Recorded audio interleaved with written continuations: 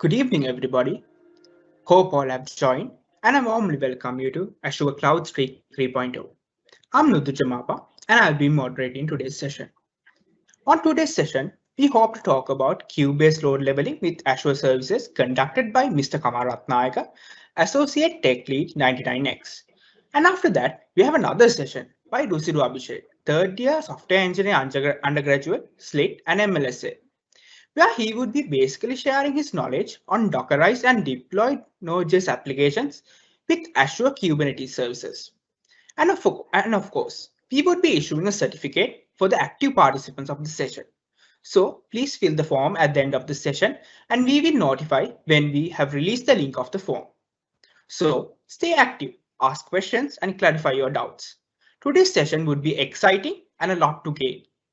So without further ado, let's move into the first part of the session conducted by Mr. Kamal Rathnayake. Regarding queue-based load leveling with Azure services. Sir, over to you. Thank you. Thank you, Mapa. Is it? Yeah. So yeah, good evening, everyone. I'm very happy to be here today. So let me share my screen.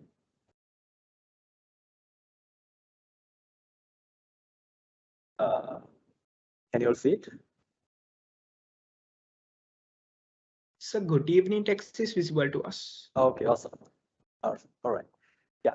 So yeah, so let's get started.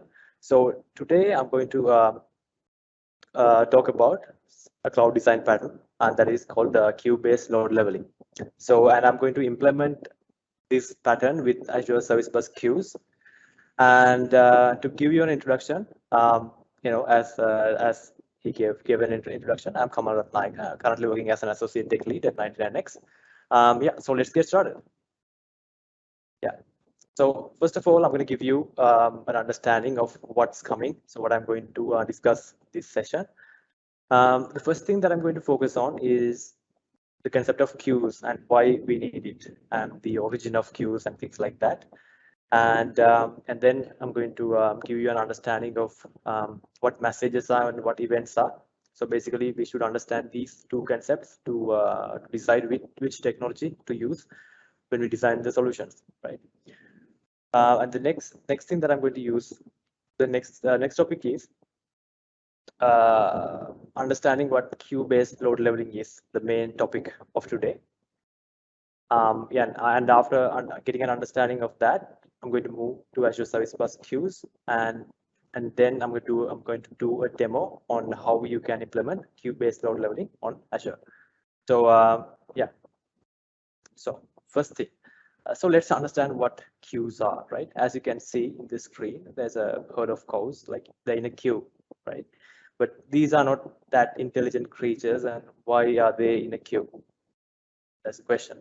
So queues are nature's way of getting around bottlenecks. So when we have problem with resources or things like that, bottlenecks in nature, the nature automatically handles with queues. I was planning to add a photo of a vaccination queue, but this is more suitable, I feel like.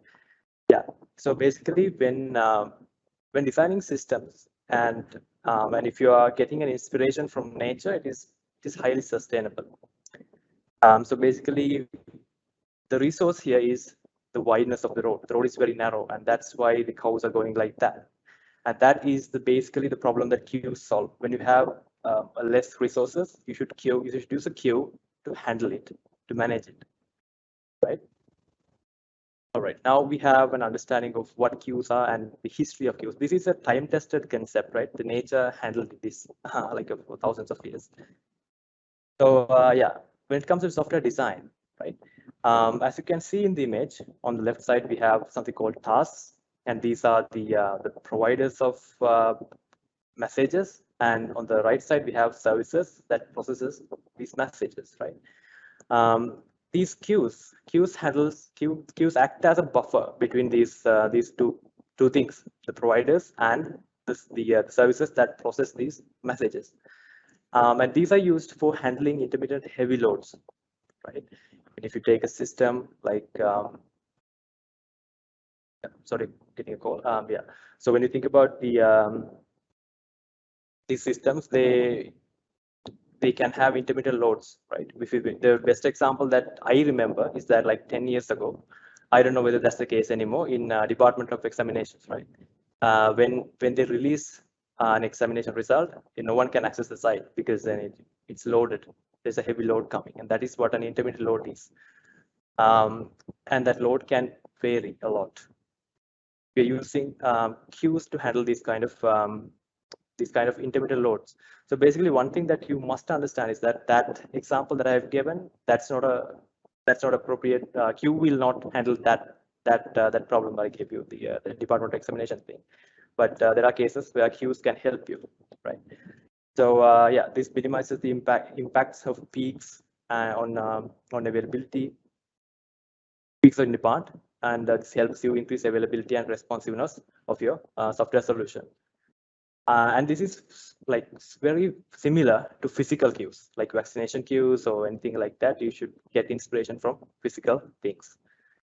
Basically, these are used for handling, solving the problem of like a lack of resources or bottlenecks, right? Now that we have an understanding of what queues are and how they help you in building software, let's move on to understand the concept of events and messages. And it is really important, even though events is not a part of this topic, it is really important that you understand the difference between messages and events. Because you should have this understanding when you select the technology to solve a particular problem. You should not use a technology that was developed to handling events for messaging kind of stuff. So yeah, so before going ahead, I want to tell you guys, if you have any questions, you can ask like then and there. You don't have to wait. And I don't want this to be a kind of one-directional thing. You can just ask and ask your question. Unmute your mic and just ask if you have anything. Yeah, so let's go ahead. So let's talk about the differences between messages and events, right? So yeah, messages are they usually contain raw data and they don't contain a reference. The concept of reference is kind of gray area, but usually they contain the exact message, basically the JSON payload or whatever, or the picture that you're uploading, something like that, the exact message.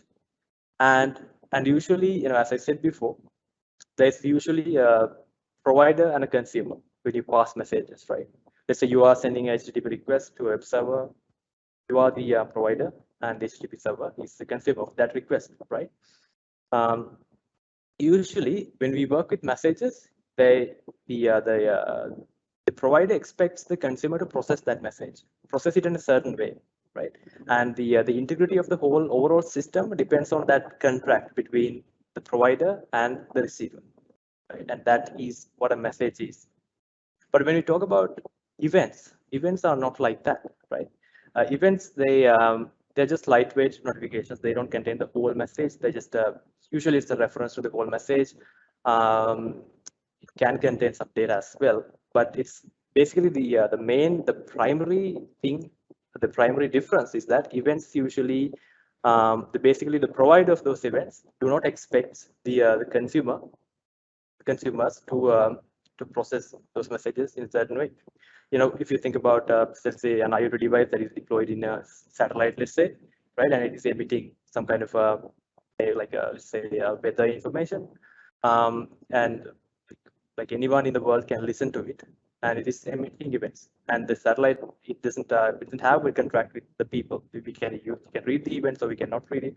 We can do whatever we want with those events, right? But let's say you are transferring something. You're transferring your funds from to one of your friends, right? You're sending HTTP request for your bank, and that is a message because you have a contract. The bank must process that message, right? Yeah. All right. Now that we have an understanding of what these two are, let's solidify our understanding with one of the other examples. Yeah, this one is okay. All right. So let's say the uploading an image to Instagram is an example for a message, right? And Instagram notifying you Usually, if one of your friends upload image, it'll send you a notification, maybe something like that, right? It's a notification because basically you can ignore it. You can ignore the event, but messages you cannot ignore. Instagram cannot ignore your messages, right? That's I wanted to highlight. So yeah, this first one is a message, and the next one is an event. All right. Now that we understand what messages and events and queues are, let's move on to the main topic of today's session. So that is queue-based load leveling. As I was showing you earlier, this now we have a basic understanding of this picture, right? On the left side we have providers, on the right side we have consumers, and you can also call sometimes it's called publishers and subscribers or publish subscribe pattern. These kind of terms are used extensively. So yeah, here in this image I have taken from Microsoft Architecture Center. There's a set of documents from Microsoft that contains a set of cloud design patterns. I have taken this image from them, and they call it tasks and services. Anyway, the concept is here on the left side, services, they provide the messages, and the right side services, they process it. That is the idea. And queue-based load leveling is that, and as I said before, the load, the number of messages that we receive, that can vary over time, right? For example, like no one is uploading images to Instagram at like 12 a.m. to like 3 a.m., 4 a.m. No one is uploading any images. So basically, their system is idle at that time. But maybe in the morning or in the afternoon, people upload images. So that's what the variable rate means, right? And when the load is high, the system should be reliable, and they should be resilient to these loads. They should reliably handle these loads.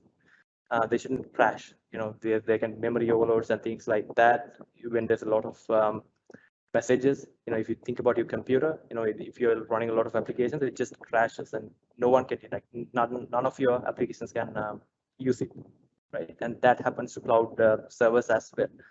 So it basically crashes. In one of my projects, we have done a load test to share you an actual experience. We have done a load test in one of our servers. It's a cloud application, and we ran the load test. And afterwards, basically the application, like even after like stopping the load, basically the application was not responsive. It just crashed, and we had to restart it to get it to a running state again. So even these kind of things happen to cloud servers as well, cloud like app services and things like that. From my experience, my actual experience, they happen, right? So, and because of that, we should handle this load. We should not let your app service or your function app or whatever. You should not let it use 100% CPU, 100% RAM, and that is not a good thing, because if it can crash. Basically, these systems can crash. So yeah, so to increase the reliability of your system, we can use queues, so that in the even though the load is changing, the rate that we process those messages is a stable thing, right? Awesome. So yeah, these are the things that I've already explained. If a system is subjected to heavy loads, it can cause performance or reliability issues. Yeah, so, and this is a solution for that. Implementing this solution, this pattern is a solution for that. And when should we implement it? As I said before, we're using queues when we have bottlenecks, right? As you can see in the picture, hope you all can see my mouse point as well. In this picture, we have a set of app services here. Basically, these are web applications that receive messages from users, web requests from users. And all of these instances, as you can see, they are using a single data store, right? And this data store becomes a bottleneck here, because there's a lot of requests and a lot of people are accessing it. And usually scaling your web applications, adding multiple web apps or servers, it's costly, but it's not as much as costly as scaling your data store, right? So you cannot increase the number of databases. You if you do that, you have to apply mirroring and more advanced stuff to handle distributed transactions and things like that. It becomes super complex to handle and costly, right? So and we have this situation where we have one database and a lot of users and a lot of instances of web application. What we do is we add a queue like this. We introduce a queue in the middle so that all the instances of the web application can call to this queue, can send messages to this queue, and you can attach something like a function app. If you're talking specifically on Azure, we can use something like a function app to process those messages in a balanced way. It does not react to like heavy loads. It just processes messages in its comfortable rate. Right. Yeah, you can use some kind of queue to handle that, and also this function can decide the rate that that it processes messages, so that the data store, it will not get overloaded with a lot of messages. We can introduce multiple queues, not just single one. We can introduce multiple queues in certain areas of your overall architecture to build resilient and reliable systems. All right. Now that we have talked about what queues are and what events and messages are, and now we talked about queue-based load leveling as well, right? And if you have questions, you can ask, by the way. And also, yeah, now we have an understanding on that. Let's focus on the technologies that we have on Azure to handle messaging. Right. There's a lot of technologies, as you can see. We have Service Bus and storage queues. And if you think about event queues, event hubs, and a lot of services like even signal services and things like that, also notification hubs. So there's a lot of services. The reason that I told you about these events and messages and understanding events and messages is for this understanding this picture here. Right. So basically, if you think about these services, the event create, event hub. Now as like there's the word event that if you do this one, for example, has events in it, so that you can understand this is an event service. So if your requirement is a messaging kind of requirement, you can't go with event hubs, right? For example, and for picking these technologies, that a lot of technologies that we have on Azure, should have that theoretical understanding what a message and what a event is, and yeah, that's why I explained that. Even though there is a lot of services on Azure, these are the one that supports the pattern that we are going to implement. Service Bus Queues and Azure Queue storage. Basically, the most mostly these are the ones that we are using for solving that problem. Yeah, and if we focus on these two technologies. I have highlighted Service Bus Queues because that is the topic for today. You can use this. You can pick these services based on your need. For example, if your message size, for example, if your queues contain messages, right? And if your message size is more than 64 kilobytes, you can go to Service Bus Queues. And if your queue size is more than 80 GB, you can go with storage queues like that. You can select one of these services depending on your requirement. And also, Azure Service Bus Queues are a bit costly, and they have a lot of advanced features. Right? They support protocols like AMQP and role-based access control. And when we're using these queues, it is important to have features like duplicate detection in these queues. Yeah, and also transactional support and many advanced integration patterns they support in Azure Service Bus Queues. So if you have those kind of needs, you can go to Service Bus Queues. Right. Now that we understand the technologies that we have on Azure, not all, but the technologies that supports queues, we have selected one, and that is Service Bus Queues. So I'm kind of drilling into these services on Azure. So now we are inside of Service Bus Queues, right? if you come here, there are three things they offer. Inside of Service Bus Queues, there are three things. There's something called queues, topics, and relays. Kind of relays is not it's basically a hybrid connection between on-premise service and on-premise systems and cloud systems. That is not the focus of today, basically. And if you think about queues and topics, right? You can use queues when you have one provider and one consumer. You can use queues. But when you have multiple consumers and one provider, and you have to add filters like in between of these subscriptions, right? Let's say you are uploading images to a service, right? If it is a JPG image, one service processes it. If it is PSD, for example, it will be processed by another service, right? You can use topics to handle that. You can create this topics, and you can create subscriptions, and you can add filters to handle, like basically select which queue. Basically you can add multiple subscriptions, and you can add filters to filter out these subscriptions. You can write SQL like queries to like filter out data.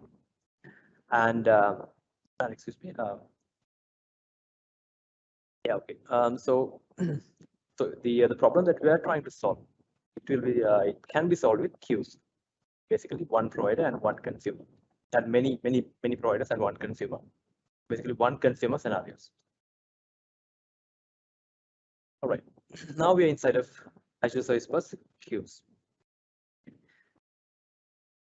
Yeah, these are, now you have an understanding of queues. So basically you know what these things are, right? So basically they offer FIFO, basically first in first out guarantee, and basically this will decouple your provider from consumer. And also one thing to point out is that I talked about something called storage queues, right?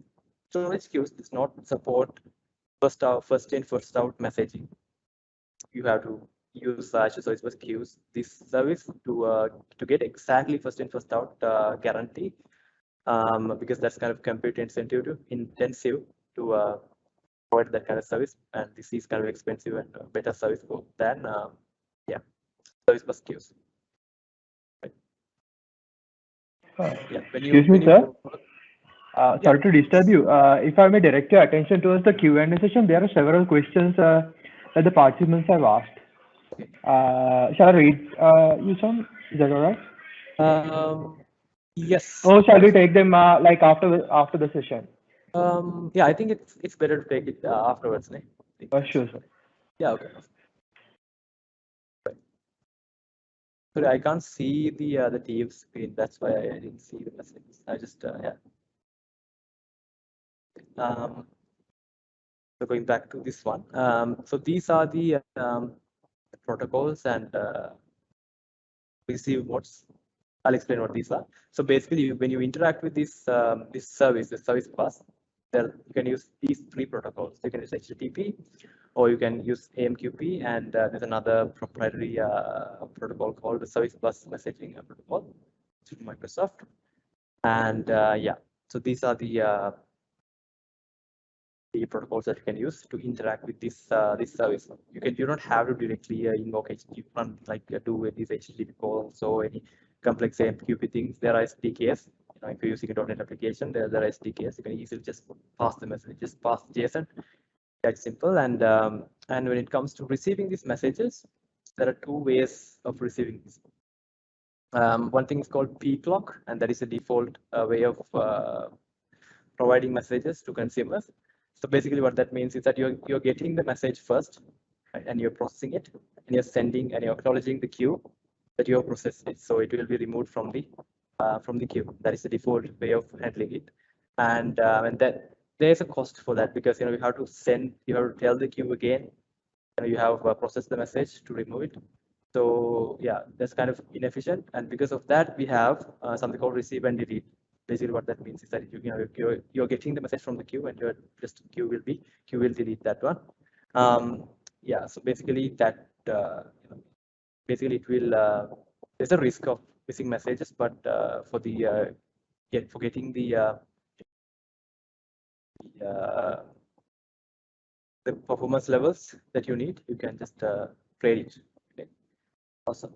So yeah, now you know what Azure Service Bus queues are, and that.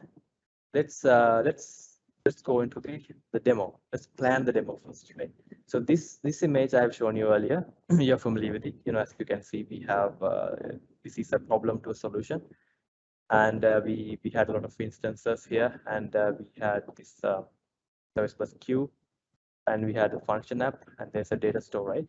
So you're familiar with this one, but it's in this smaller period. We can't simulate this everything, but we can just focus on this area, basically the service bus queue and the function app and how it handles the load.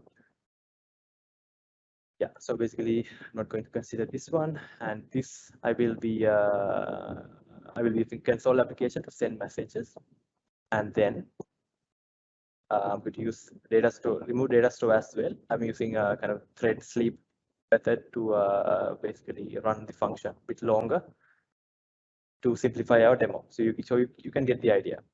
So so let's get started on that. So let me share my Azure portal, as you can see. Right. So so as you can see here, we have two things, right?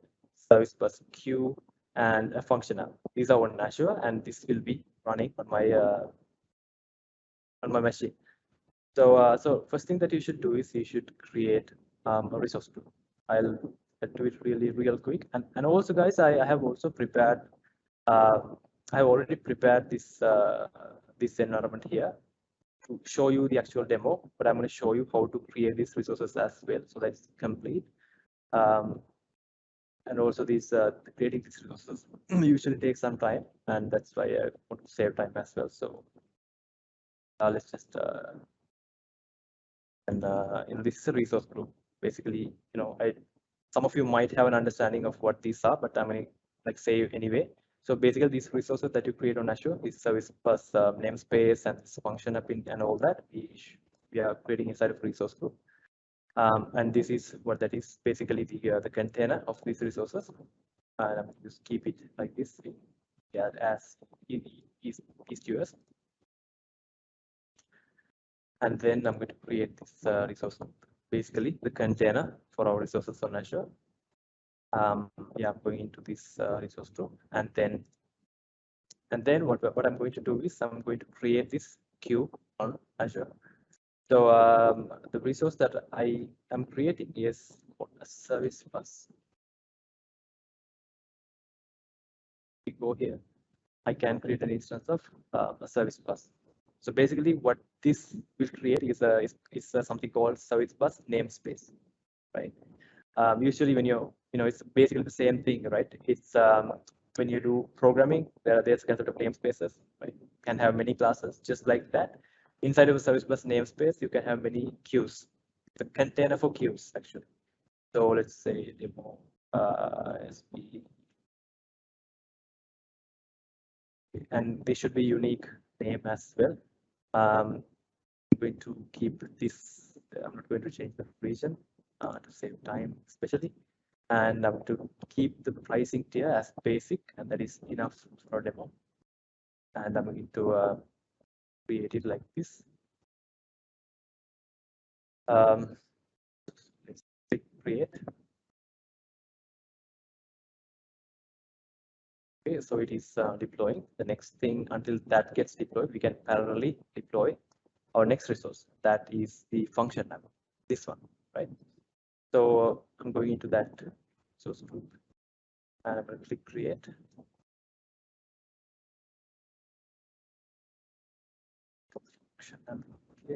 Then I'm going to select same resource group, the container, our application.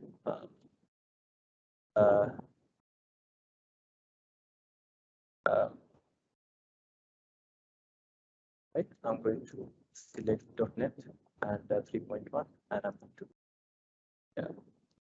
And also there are a few configurations, you know, for example, you need a storage account for it, and I'm going to go with there are a few ways of deploying function apps. There are fully serverless offerings, and there are few other things as well. So basically, this is the performance tier of your function app. So since this is a test, I'm going to go with this one. And I don't want to do any networking configurations. Click create.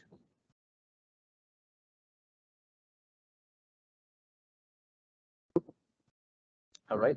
Now, like until that gets created, I can go to my yeah. If I go back to a resource group again to show you the big picture of things that we're creating. As you can see, I have created the service bus namespace, right? And this is a container for our queues. And if you get into that resource, you'll see the number of requests and the messages and all that. And you can go to here, the queues section. You can click this one and create a new queue. So I'm going to call it the queue. Yeah. Yes. So basically, the queue size and the time to live for messages and maximum delivery attempts and things like that you can configure. And if you want like more advanced performance kind of stuff, you can enable these things, partitioning and dead lettering as well. Basically, dead lettering is when queue tries to deliver these messages and it tries a few times, and if it failed all those times, it will kind of discard those messages and it will send to another queue, and it's called a dead letter queue. Okay, so click create. Awesome, I have a queue here. Right, if I go inside the queue, you can see all the data, the number of active messages and scheduled and all that, right? Awesome, we have created the two resources and the resources are in place, right? So basically what we have done is we have created this queue and a function app, right? Now let's create a function that that listens to the queue that we have created. So going back to the resource group, and I'm going to click refresh to see all the resources. Yes, you can see there's a lot of resources. So basically, this is this group by type. Yeah. As you can see, there are many resources. This is service bus namespace, and that contains our queue. And this is our function now. And all these things, the app service plan and application insights and storage account, all these services are supported for our this function, right? For example, it uses this one to store some kind of logs and things like that here, and it uses application insights to store telemetry data, and I probably enabled it by accident, so that's why it's here. So all these resources are created for us.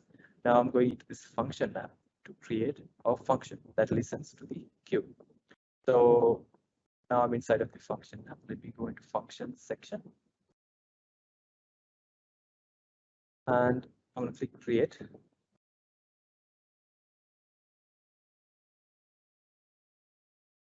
And then, yeah, basically here I'm creating a function and I'm developing in the portal itself. I'm not using it, but I can use Visual Studio as well to develop these functions. So basically, I'm selecting the Azure Service Bus queue trigger. I can select the trigger to which the function executes. That is the whole idea.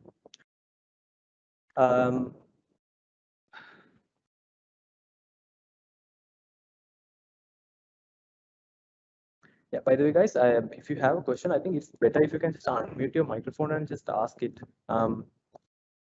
Yeah, because I can't actually see the chat when I'm opening these screens. So yeah, just letting you know. This function,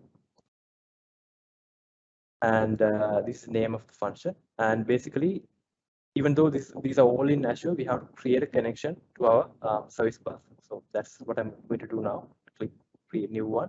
So basically, it will identify the services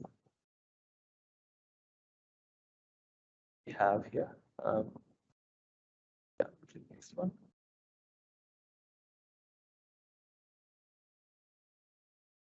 Yeah, let's just before selecting this, let me just go and verify the exact name of it.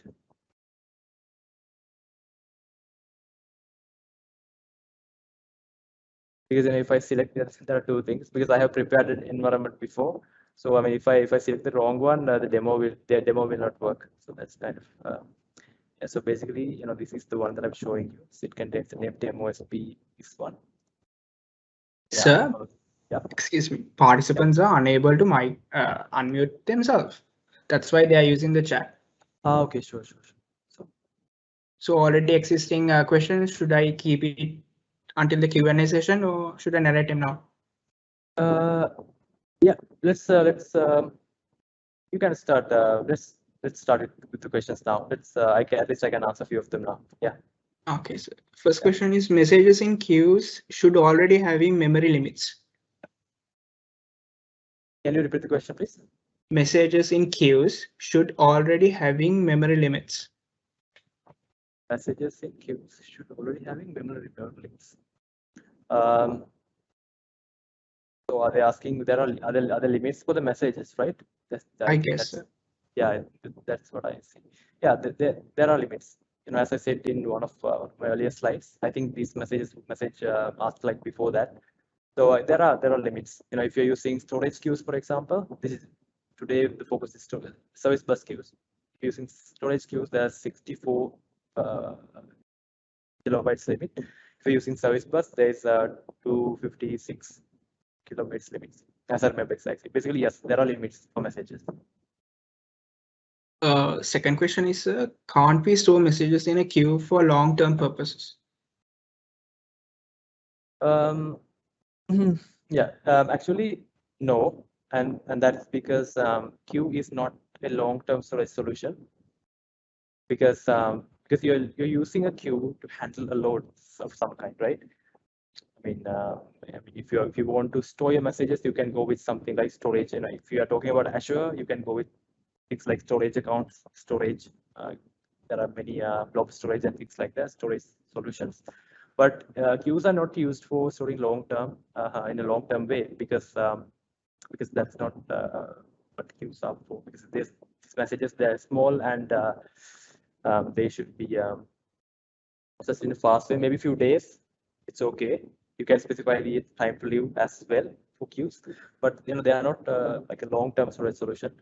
Yeah, so no, yeah. So what is the difference between Kafka, RabbitMQ, ActiveMQ, and NATS messaging?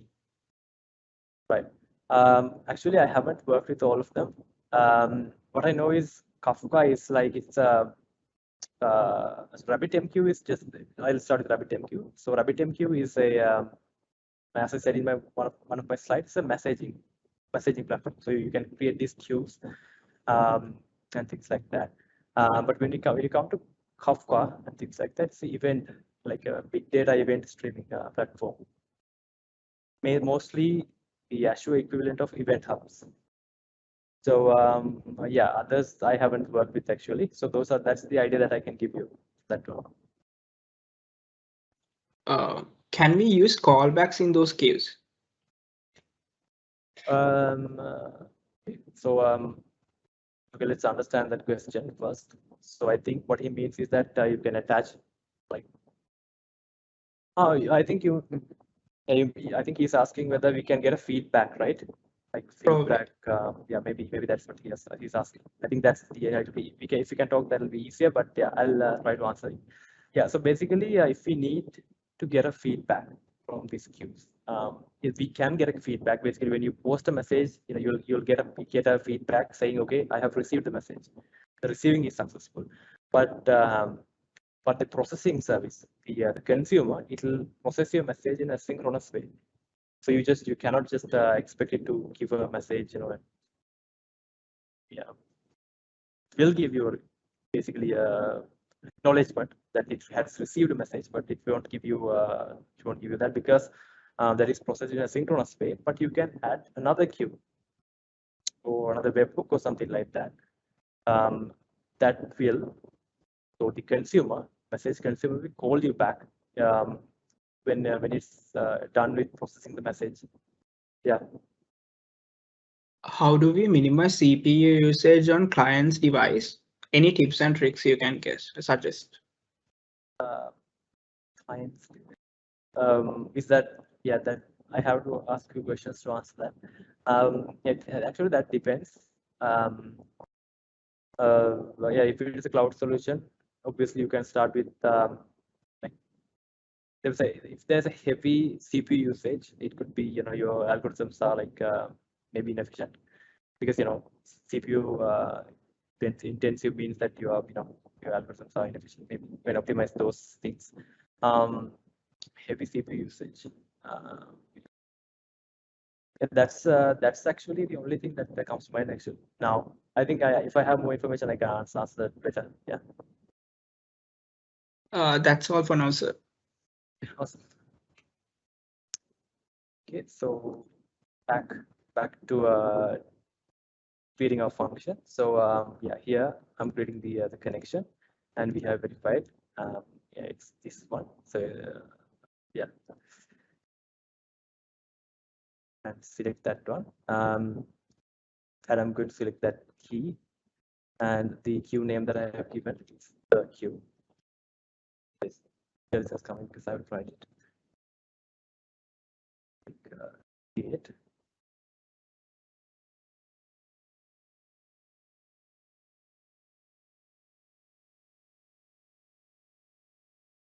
Right, the function is ready. If I go into this code and test section, I can see the code. Let's try to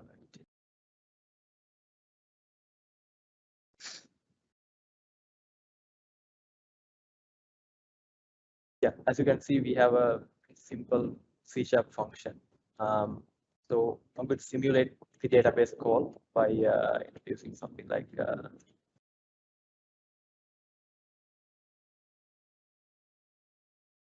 it'll basically sleep. The function will basically pull its running thread for 4 seconds, kind of like a database call, right? So yeah, I'm going to do it. Yeah, okay. So basically, I have configured this setup here. So let's go back to scope section, right? And I have already prepared. I have this one, even though I have shown you how to configure everything. I have already created this thing because I don't want the demo to go wrong because you'd lose the kind of learning chance. So basically, these are the same things. Yeah, we have the function app and also an app service plan and service bus and a storage account for helping this function app. So yeah, so I'm going to go into this service bus. Actually, I did not think that I'll be able to create all these resources within this time period. So good thing that we have did it. So inside of that service bus namespace, I'm going to this area, the share access policies, and I'm going to get the key, copy it, and yeah. Also, guys, I have written a small C# program.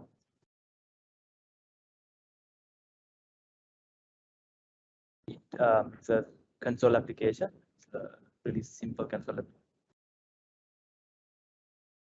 And in the main method, as you can see, I'm creating a loop, and inside of that loop, I'm sending a batch of events. So basically, what I'm doing is I'm sending 10,000 messages to this queue. I'm creating a batch here as well, and you can get an idea of batches in this because of that. So when you send messages to Azure Service Bus queues, you can send them in a batch so that it's efficient. For example, if I didn't use this batch, right? If let's say I want 10,000 messages to a queue, and I have to send 10,000 requests basically, and that is very inefficient. If we know the message, we can add batches. We can send them in batches. In this scenario here, I'm sending 10 batches, and each contains 1,000 messages. So basically, what I'm going to do is I have read this key, authenticate the application to Azure Service Bus, and I'm going to paste it here. The key, the connection string, and I've configured everything, the name, the queue name, and all that. Yeah, and then let's try to run it and see what happens.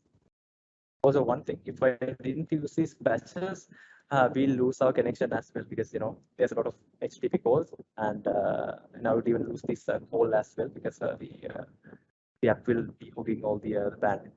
Yeah. So yeah, let's try to do it.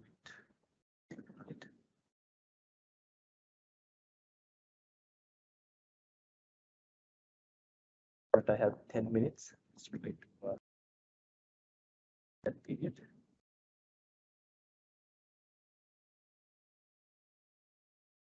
Yeah. Breakpoint done.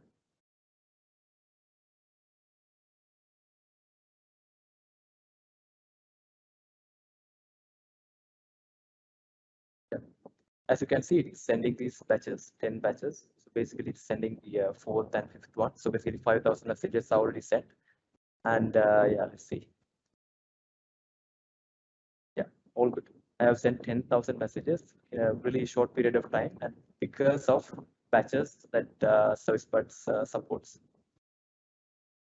Yeah, okay. So I have sent all the messages. Now let's back to the portal and my source groups. And this one here. And if I go into my function app, let's try to see if it's going.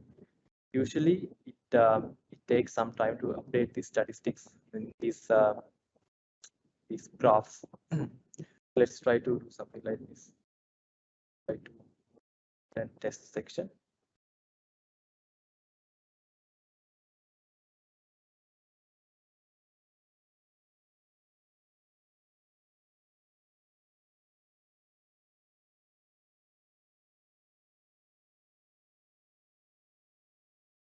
Yeah.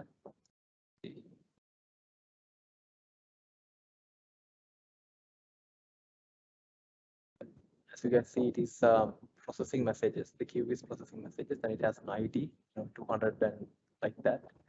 You can see it is processing the messages. Yeah. The next thing that I'm going to show you is if I go into my name, the namespace, right? And queues section.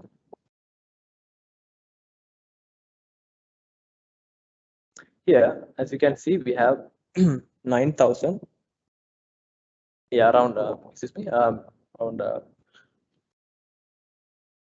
9,000 active messages in the queue, right? Kind of interesting. Let's refresh it. Now 9,200.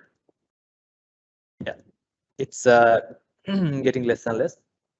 The point is, guys, so basically I have just, now I'm not sending any messages. I have just, like, within few seconds, I have sent this huge burst of 10,000 messages to Service Bus, right? Just received it seamlessly. Now I can just close my application even. So basically, I have simulated load. Now the provider is dead, right? But the consumer is processing them. As you can see, now it's processing 8,000. And usually these graphs, usually they take some time to yeah, I think it's coming up. So basically, this graph will be the learning of the day, this session. Basically, it will basically give you the idea of how even though the load is heavy, you can just level it. This graph will be the learning today. Let's try to see how it updates. So yeah, it usually takes some time. Yeah, as you can see, we zoom it in a little bit. This usually takes some time to update this all this data, but as you can see, yeah, we have this blue line, and it says incoming messages, right? We have sent 10,000 messages, and it says 10K, and it also shows this outgoing message count, and it's shown in red. Yeah, as you can see, even though here there's a huge spike. This is the incoming rate of messages, but here it's not a it's it's seamlessly handling the load, right? So yeah, so Excuse me, let's sir. Someone is asking to zoom screen, like yeah. Sorry guys. Is it enough now? Or... Yeah, I'm really sorry about it. Yeah, now seems okay. Oh, okay. Oh, sorry guys. Yeah.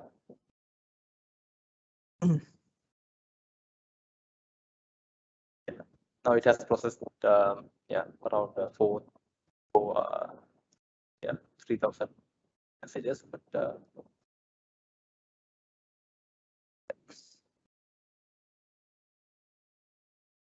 so yeah, so this is basically the idea. I have few more slides to go, and then before ending this session, let's come back here and see how it all went. So so let's go back to my PowerPoint presentation. The demo is done. Yeah. So basically, Queues, Azure Service Bus Queues has more advanced features as well, like message sessions, and like when you have a lot of queues, you can have auto forwarding and things like that, forwarding stuff to another queues. And as I said earlier, date letters, there's a lot of stuff like scheduled delivery, and if you're having topics and multiple subscriptions, you can write SQL-like filters to filter those messages. And transactional messaging and prefetching and patching. Patching, I have shown you how it all works. Yeah, duplicate detection, disaster recovery. There's a lot of features, and I haven't used all of them, by the way. Yeah, so yeah, we have an understanding of like where you can go. Like a lot of advanced stuff is here. Yeah, so I have tried this demo before, so this is usually how it looks. So basically, this blue line shows the number of incoming messages, and the red one shows how the outgoing messages. So basically, this is this is showing what load leveling really is. Right? There's a huge load here, huge spike, but it's processing in a balanced way. Yeah. So if you look at the function app, you'll see these kind of statistics. Don't think about this one. I was testing it there. But here, as you can see, it is when messages start coming, it has gone up, and it is the function app is processing it in a constant manner. It's not, the load is balanced. That's the whole point actually. So and you can adjust this stuff. Yeah. And let's go back to my portal again. Let's try to refresh it and see if there are any changes in our graph.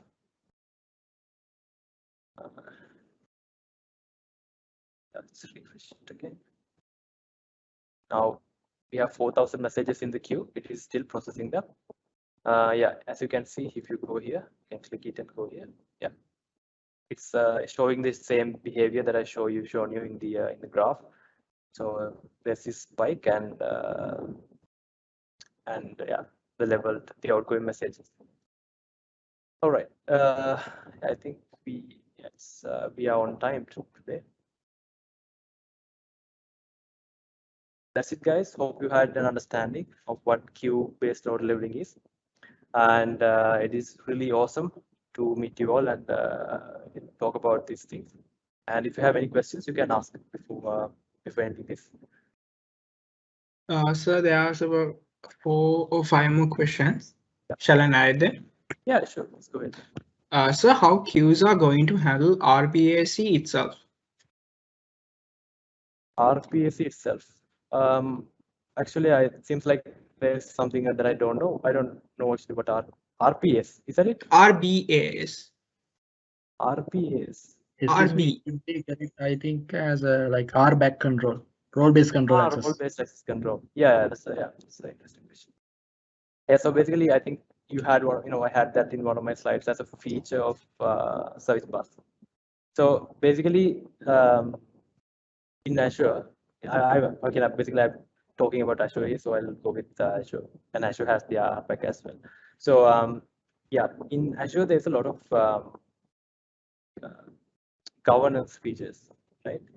So basically, this contains a lot of resources on cloud. It's a lot of governance. What governance is basically, you should know which resources has access to which resource, right? So for example, let's say, your function app is accessing your service bus, right? So, and you don't want, okay, let's think about a good example. Yeah, okay, let me think like this. Let me say like this. So let's say you have two users who has access to Azure portal, right? And there's this queue that contains financial data, and one of these users is prohibited from accessing those financial data, right? But if we can access this queue, he can write a program that listens to this queue, and he can get all the data. So when we have it, so basically, as you can see, I have logged in as Kamal, but there can be John or someone else as well, and he can listen to the queue that I have created. And there are the limits, right? So that's why we need RBAC on when it comes to services on Azure, because we have to manage the access even for these small things like queues. Governance is like a big topic, guys. It's like an emerging big topic actually. Yeah. Hope I answered the question. Yeah. What is the difference between function app and web app? Yeah. Yeah. So basically, function app. Okay. So it's when I answer that question, I have to kind of go to the basics again. In cloud, there are three types of offerings. Right? We have something called infrastructure as a service, and platform as a service, and software as a service. That kind of abstractions, right? So basically, when you have access to infrastructure levels, you have the VMs and all that, and when you have when the services that you're using, that's in a platform level, you don't see the virus guards and the networking stuff that is underneath.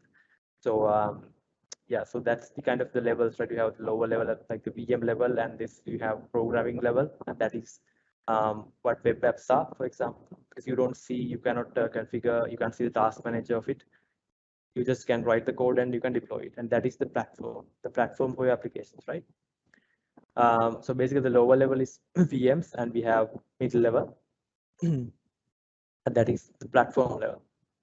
Right? You should understand this concept first. and initially we had only these three levels, like infrastructure, platform, and software as a service in cloud. Right? This function thing came later. The function is the concept that function as a service. So basically, initially we had to worry about the OSs and the virus guards and the networking and all that, and then we had to worry about and then platform as a service came up, right? Then we had to worry about the tiers and the whole app package that we're deploying and things like that. And then this function is a kind of the highest level of proper serverless, highest level of cloud. So basically, you are providing the function to run on cloud, and it is highly scalable, right? Because the scale is handled by cloud, so it's totally stateless. So basically, that's what you should understand, the granularity of it. It's basically you had VMs, and then you had these apps, web apps, and then you have functions. You're just deploying not an app, just a function to Azure, so that it can scale in a very granular way. So the scale is handled by your cloud service provider. It could be Azure or AWS. So that's what a function is. So basically, to answer your question, what's the difference between a function app and an app service? When it comes to function apps, you are deploying the functions, and the functions can independently scale, and you don't have to worry about the scale as well. Yeah, cloud will scale it for you depending on the load, and you can manage few metrics, but yeah, it will scale based on the load. And apps, when it comes to apps, you have to select the you have to still worry about few stuff. Yeah, so that's basically the difference. Functions and VMs. You have to think about that scale from VMs to functions. In the middle, there is platform as a service like web apps. Yeah. So why always we should use service bus namespace instead of creating direct service bus? All right. Yeah, it's kind of so that's a little bit confusing.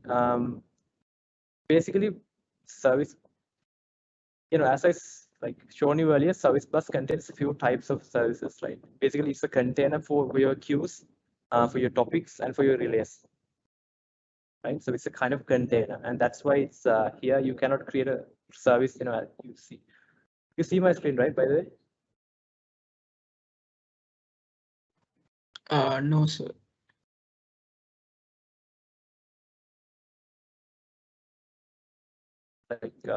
Like when did it? When did you guys stop seeing my screen? Actually, you saw the demo, right? By the way. Yes, sir. Yeah. Okay. So yeah, as you can see here, yeah, the namespace. So he's asking why there's a namespace. Why can't we just create a service bus directly? Yeah. So basically, you cannot create a service bus directly. The concept is that you're creating a container for your services, and that's kind of, I understand that's kind of confusing, but yeah. So basically, it's because service bus has many resources, like many queues, many topics, and things like that. This is a container for all of those. The technology is service bus, but you're creating a namespace to store every all those resources.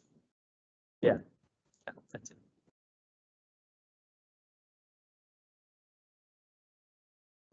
That's all the questions we have. Awesome. It seems.